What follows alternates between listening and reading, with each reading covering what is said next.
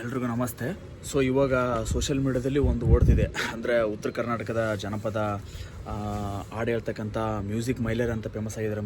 Music Mylari ಅಂತ ಅವ್ರ ಮೇಲೆ ಒಂದು ಏನೋ ಪೋಕ್ಸೋ ಕಾಯ್ದೆ ಪ್ರಕರಣ ದಾಖಲಾಗಿದೆ ಅಂತ. ಸೊ ಅದು ಗೊತ್ತಿಲ್ಲ, ಅವ್ರದ್ದು ಅದು ನಿಜಾನೋ ಸುಳ್ಳು ಗೊತ್ತಿಲ್ಲ. ಬಟ್ ನಾನು ಹೇಳ್ತಿರೋದು ಏನಂತಂದರೆ ಪೋಕ್ಸೋ ಕಾಯ್ದೆ ಬಗ್ಗೆ.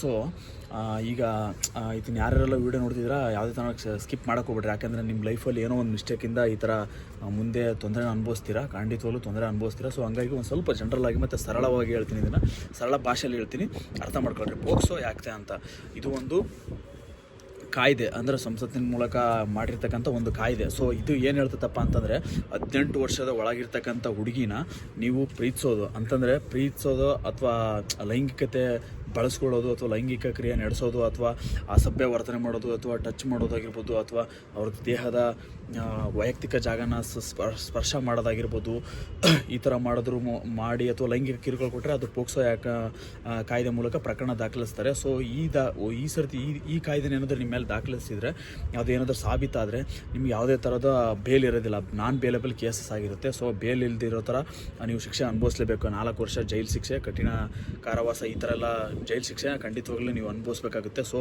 ಇದ್ರ ಬಗ್ಗೆ ಸರಳವಾಗಿ ನೀವು ತಿಳ್ಕೊಳ್ಬೇಕಾಗಿರೋದು ಏನಂತಂದರೆ, ಈಗ ನೀವು ಹೇಳ್ತಿರ್ತೀರ ಅಂತಂದರೆ, ಇವಾಗ ಹುಡುಗಿದೇ ಒಪ್ಪಿಗೆ ಇತ್ತು, ಹುಡುಗಿ ಒಪ್ಪಿಗೆ ತಗೊಂಡೇ ನೀವು ಲೈಂಗಿಕ ಕ್ರಿಯೆ ನಡೆಸಿರ್ತೀರ.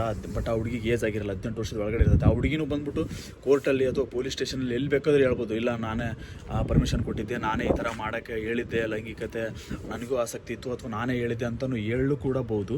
ಬಟ್ ಹಂಗೆ ಹೇಳಿದ್ರು ಕೂಡ ಆ ಹುಡುಗಿ ಏಜ್ ಆಗಿರಲ್ಲ ಅಂತಂದಪ್ಪ ಅಂದ್ರೆ, ಆ ಹುಡುಗಿ ನಿಮ್ಮ ಪರವಾಗಿದ್ದು ನಿಮ್ಮ ಪರವಾಗಿ ಹೇಳಿದ್ರು ಕೂಡ ನಿಮ್ಮ ಮೇಲೆ ಆ ಕೇಸನ್ನ ದಾಖಲಿಸ್ತಾರೆ. ಸೊ ಹಂಗಾಗಿ ಒಂದು ಗಮನದಲ್ಲಿರಲಿ. ನೀವೇನಾದರೂ ಅಂದ್ಕೊಂಡಿರ್ಬೋದು, ನಮ್ಮಿಬ್ಬರಿಗೂ ಒಪ್ಪಿಗೆ ಇದ್ದೆ, ನಾವು ಈ ಥರ ಇಷ್ಟಪಡ್ತಿದ್ವಿ ಅಥವಾ ಇಬ್ಬರು ಒಪ್ಪಿಗೆ ಇದ್ದೆ ಈ ಥರ ನಾವು ಲೈಂಗಿಕ ಕ್ರಿಯೆ ನಡೆಸಿದ್ವಿ ಅಥವಾ ಇನ್ನೊಂದೇನೋ ಮತ್ತೊಂದು ಮಗದೊಮ್ಮೆ ಮಾಡಿದ್ವಿ ಅಂತ ನೀವು ಅನ್ಕೊತಿರ್ಬೋದು. ಬಟ್ ಒಂದು ಗಮನದಲ್ಲಿ ಇಟ್ಕೊಳ್ಬೇಕಾಗಿರೋದು ಏನಂತಂದರೆ, ನೀವು ಅವರು ಒಪ್ಪಿಗೆ ಇದ್ದರೂ ಕೂಡ ನೀವು ಲೈಂಗಿಕ ಕ್ರಿಯೆ ನಡೆಸಿದರೆ ಅಥವಾ ಅವರಿಗೆ ಲೈಂಗಿಕ ಆಸೆ ತೀರ್ಸ್ಕೊಳ್ಳೋಂಥ ಉದ್ದೇಶದಿಂದ ಯಾವುದೇ ಕ್ರಿಯೆ ನಡೆಸಿದ್ರು ನಿಮ್ಮ ಮೇಲೆ ಪೋಕ್ಸೋ ಕಾಯ್ದೆ ಆಗ್ತದೆ. ಸೊ ಈ ಕಾಯ್ದೆ ಏನಾದರೂ ನಿಮ್ಮ ಮೇಲೆ ಏನಾದರೂ ಒಂದು ಸರ್ತಿ ಆಯ್ತು ಅಂದರೆ ನಾನ್ ಬೇಲೇಬಲ್ ಕೇಸಸ್ ಆಗಿರ್ತದೆ.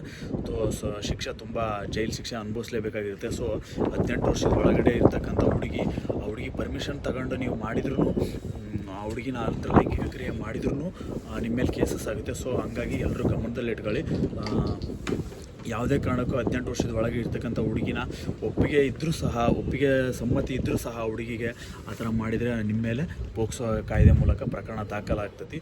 ಸೊ ಹಂಗಾಗಿ ಆ ಕಾಯ್ದೆ ಬಗ್ಗೆ ಸ್ವಲ್ಪ ಅವೇರ್ನೆಸ್ ಇರಲಿ. ಮತ್ತು ಈ ವಿಡಿಯೋ ಏನಾದರೂ ನಿಮಗೆ ನೀಡ್ ಅನಿಸಿದರೆ ಸೊ ನಿಮ್ಮ ಫ್ರೆಂಡ್ಸಿಗೂ ಇದ್ರ ಬಗ್ಗೆ ಕಳಿಸಿ, ಅಂದರೆ ಇದ್ರ ಬಗ್ಗೆ ಒಂದು ಸ್ವಲ್ಪ ಅವೇರ್ನೆಸ್ ಇರಲಿ. ಯಾವುದೇ ತರಹ ಏನೋ ಒಂದು ಕಾರಣದಿಂದ ಕೆಲವೊಬ್ಬರಿಗೆ ಅಂದರೆ ಪ್ರೀತಿ ಮಾಡೋದು, ಇಷ್ಟಪಡೋದು, ಈ ಥರ ಎಲ್ಲ ಮಾಡ್ತಿರ್ತಾರೆ ಚಿಕ್ಕ ಹುಡುಗರು. ಬಟ್ ಅವ್ರಿಗೆ ಇದ್ರ ಬಗ್ಗೆ ಎಲ್ಲ ಅವೇರ್ನೆಸ್ ಇರೋಲ್ಲ, ಈ ಪೋಕ್ಸೋ ಕಾಯ್ದೆ ಬಗ್ಗೆ ಈ ಥರ ಎಲ್ಲ. ಹುಡುಗಿನೂ ಒಪ್ಪಿತ್ತು, ಹುಡುಗನೂ ಒಪ್ಪಿತ್ತು. ಸೊ ಹೋಗಿ ಏನೋ ಒಂದು ಕಾರಣದಿಂದ ಈ ಥರ ಮಾಡಿರ್ತಾರೆ.